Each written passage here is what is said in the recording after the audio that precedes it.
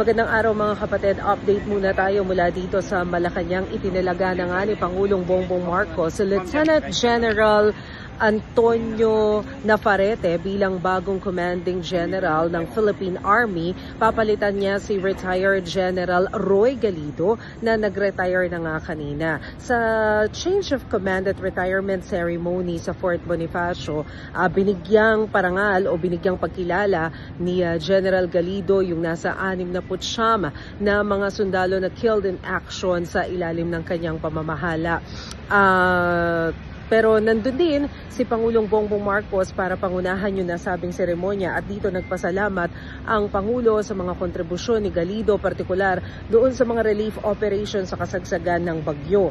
At sinabi naman niya sa bagong talaga na Commanding General ng Army na malaking hamon yung mataas na tensyon pagdating dun sa geopolitics at yung global uncertainties. Kaya importante na maging vigilant at magmatyag ng maigi sa mga panahong ito. At yan muna ang pinakahuling balita mula dito sa Malacanang. Ako po si Maricel Halili. Magandang araw.